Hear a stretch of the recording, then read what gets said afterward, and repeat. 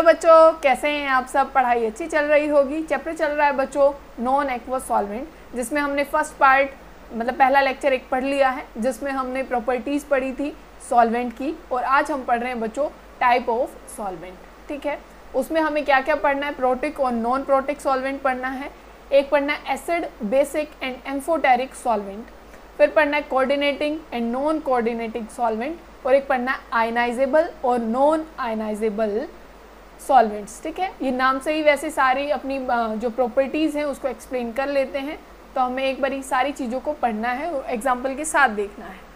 Protic का मतलब क्या होता है बच्चों, प्रोटॉन से हम क्या समझते हैं, हाइड्रोजन। ठीक है, प्रोटॉन से क्या समझा जाता है, हाइड्रोजन। तो प्रोटिक सॉल्वेंट वो होंगे जिनके पास क्या होता है बच्चों, हाइड्रोजन होता है। जैसे कि आपके पास क्या होगा बच्चों, H2O होगा, H2SO4 होगा, HF होगा। ठीक है, कौन होगा, HF होगा, HCN होगा।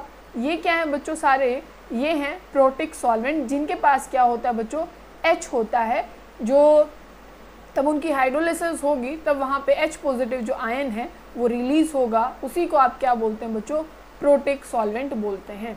फिर नॉन प्रोटिक सॉल्वेंट में कौन आ जाते हैं बच्चों, नॉन प्रोटिक में जिनके पास मतलब जिनकी हाइड्रोलिसिस तब आप करेंगे या उनको एज ए सॉल्वेंट तब आप देखते हैं तो वो कोई H पॉजिटिव आयन रिलीज नहीं करते हैं। जैसे कि बच्चों आपको पता होगा CCl4 है, कार्बन टेट्राक्लोराइड, ये कोई हाइड्रोजन रिलीज नहीं करने वाला, तो इसके पास कोई प्रोटॉन नहीं है। ऐसे ही कौन नहीं करता है बच्चों, ऐसे ही बेंजीन भी नहीं करता है। कौन नहीं करता है, C6H6 बेंजीन भी नहीं करता, और वहीं पे क्लोरोफॉर्म भी ऐसा नहीं करता है। ठीक है, तो ये कैसे सॉल्वेंट हो जाएंगे बच्चों, नॉन प्रोटिक सॉल्वेंट। तो प्रोटिक और नॉन प्रोटिक का मतलब समझ गए हैं। प्रोटिक मतलब प्रोटॉन से बात आई है। ठीक है, जिनके पास प्रोटॉन होगा वो प्रोटिक होंगे, और जिनके पास नहीं होगा वो क्या हो जाएंगे बच्चों, नॉन प्रोटिक। और जब आप उनकी हाइड्रोलिसिस करें तब आप उनको देखें तो उनके पास H पॉजिटिव आयन ज़रूर होना चाहिए, ये भी चीज़ आपको ध्यान रखनी है। ठीक है, तो अब जो नेक्स्ट हम पढ़ने वाले हैं बच्चों, वो हम पढ़ेंगे एसिड और बेसिक और एम्फोटेरिक। ठीक है, एसिडिक बताएंगे मुझे क्या होता है। एसिड वो होता है जिसके पास H पॉजिटिव आयन होगा, उसी को बोलते हैं। वैसे तो एसिड बहुत तरीके के होते हैं, एक बारी हम साथ साथ देखेंगे। आपने अरेनियस के अकॉर्डिंग पढ़ा था कि जो H पॉजिटिव रिलीज करे वो एसिड, तो जिस सॉल्वेंट के पास H पॉजिटिव आयन होगा वो क्या हो जाएगा बच्चों, एसिडिक सॉल्वेंट हो जाएगा। फिर एक क्या होते हैं बच्चों, जो अपने लोन पेयर को एक्सेप्ट करते हैं, क्या बच्चों, एक्सेप्टर ऑफ किसका बच्चों, लोन पेयर, वो भी क्या होते हैं बच्चों, एसिड होते हैं। क्या होते हैं, एसिड होते हैं। और बेस की बात करें तो बेस कौन होंगे बच्चों, जो लोन पेयर को क्या करें, डोनेट करें, लोन पेयर डोनर। जैसे कि आपने एक एग्जांपल पढ़ा है अमोनिया। ठीक है, तो ये क्या है, एक बेसिक सॉल्वेंट है। और एम्फोटेरिक में कौन आ जाएगा, जो आपने अरेनियस के अकॉर्डिंग पढ़ा है। एम्फोटेरिक वो होता है जो एसिडिक नेचर भी शो करे और जो बेसिक नेचर भी शो करे, उसको आप क्या बोलते हैं बच्चों, एम्फोटेरिक। ठीक है, उसमें कौन आ जाएगा, जैसे कि पानी है। ठीक है बच्चों, ये किसका एग्जाम्पल रहेगा, एम्फोटेरिक का रहेगा। और इसमें कौन रहने वाला है एम्फोटेरिक में, जैसे कि मिथाइल अल्कोहल है, कौन है बच्चों, CH3OH। और क्या है बच्चों, इथाइल अल्कोहल, ETOH, ये भी एम्फोटेरिक सॉल्वेंट का एग्जाम्पल है।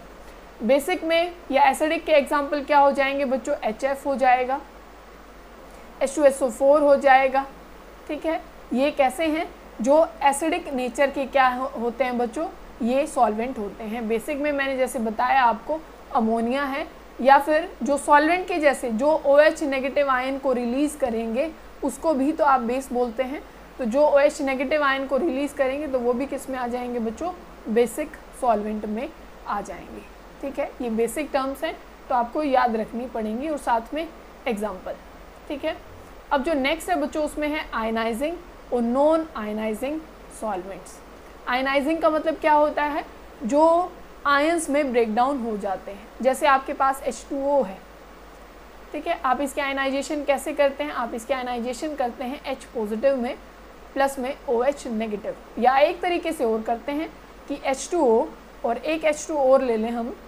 ठीक है, तो आप इसका कौन सा आयन बना देते हैं बच्चों, हाइड्रोनियम आयन बना देते हैं H3O positive H3O positive plus में OH नेगेटिव, ठीक है।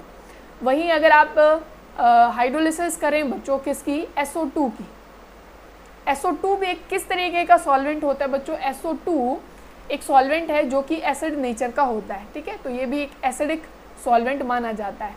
इसकी हाइड्रोलिसिस या इसकी आयनाइजेशन करेंगे तो आपको क्या मिलने वाला बच्चों, यहाँ पे बनेगा SO3 और ये आ जाएगा बच्चों 2 नेगेटिव, और प्लस में यहाँ पे क्या बनेगा, यहाँ पे बनेगा SO, ठीक है, SO2 पॉजिटिव, ठीक है। अब ध्यान से देखिएगा, आप क्या बोलते हैं, अगर पॉजिटिव आयन निकलता है तो वो एसिड होगा, ठीक है, और नेगेटिव आयन निकलता है तो बच्चों वो क्या होगा, बेस होगा, ठीक है। तो सारी जगह ये चीज़ लगानी है, अगर एनायन निकलता है तो वो बेसिक चीज़ होगी, क्या होगी, बेसिक, और अगर क्या निकलता है बच्चों, कैटायन निकलता है तो वो क्या होता है बच्चों, एसिड होता है, क्या होता है, एसिड। जैसे कि H2SO4 पानी में एक एसिड के जैसे बिहेव करता है, ध्यान से सुनते जाइएगा।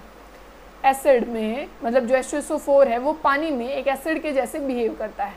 देखिए कैसे वो ब्रेक डाउन होता है, पानी में वो कौन से आयन रिलीज करता है, H पॉजिटिव सॉल्वेंट का, ध्यान रखिएगा, ध्यान से सुनिएगा एक बारी मेरी बात को।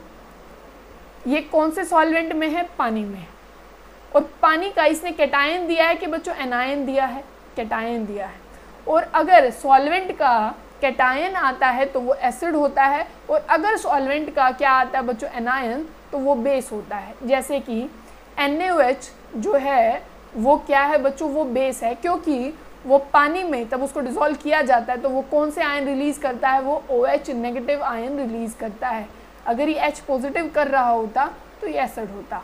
तो सॉल्वेंट का कैटायन और एनायन देखा जाता है, ये ध्यान रखिएगा। सॉल्वेंट का ज़रूरी नहीं है H2SO4 या कोई भी जो एसिड है वो दूसरे सॉल्वेंट में भी एसिड के जैसे काम करे, ये कोई ज़रूरी बात नहीं है, ठीक है। तो यही हम इस चैप्टर में देखेंगे, सारी बात समझेंगे। अब आयनाइजेशन अगर आप करें बच्चों HF की, किसकी करें, HF की, तो इसकी कैसे करेंगे आप, इसकी करेंगे H2F, और यहाँ पे क्या आ जाएगा बच्चों, यहाँ आ जाएगा एक पॉजिटिव चार्ज, ठीक है, और प्लस में क्या बच जाएगा, F नेगेटिव, ठीक है। तो वही जो कैटायन रिलीज करेगा सॉल्वेंट का वो तो हो जाएगा एसिड, और जो एनायन रिलीज करेगा वो हो जाएगा बेस। और अगर आप करें बच्चों अमोनिया की, किसकी, अमोनिया की, NH3, और ये सबके 2 मॉलिक्यूल लेने हैं, ठीक है। और अगर आप अमोनिया की हाइड्रोलिसिस करते हैं तो यहाँ पे बनता है बच्चों NH4 पॉजिटिव, और प्लस में यहाँ पे बनता है बच्चों NH2 नेगेटिव। अगर कोई भी क्या रिलीज करता है, NH4 पॉजिटिव, तो वो क्या होगा, एसिड होगा, और जो NH2 नेगेटिव रिलीज करेगा वो हो जाएगा बच्चों बेस। जैसे कि आपके पास NaNH2 है और इसको आप किस में मिलाएंगे, अमोनिया में, तो ये कौन सा आयन रिलीज करके देगा बच्चों, NH2 नेगेटिव। तो ये किसके जैसे बिहेव करेगा, ये बिहेव करेगा एज अ बेस, क्योंकि इसने सॉल्वेंट का एनायन हमें क्या करके दिया है, आयनाइज करके दिया है। तो ये तो हो गए आयनाइजेबल। नॉन आयनाइजेबल कौन से होते हैं बच्चों, जो आयंस में कन्वर्ट नहीं होते हैं, जैसे उसमें बेंजीन है वो आयन नहीं बनाता है, ठीक है। ज़्यादातर जो नॉन पोलर होते हैं वो आयन बनाते ही नहीं हैं, और उसमें क्या हो जाते हैं बच्चों, जैसे CCl4 है, ये भी कोई आयन नहीं बनाने वाला है, CHCl3 है, ये भी कोई आयन नहीं बनाने वाला है, ठीक है। तो ये किस में आ जाएंगे, नॉन आयनाइजेबल सॉल्वेंट में ये आ जाते हैं, ठीक है।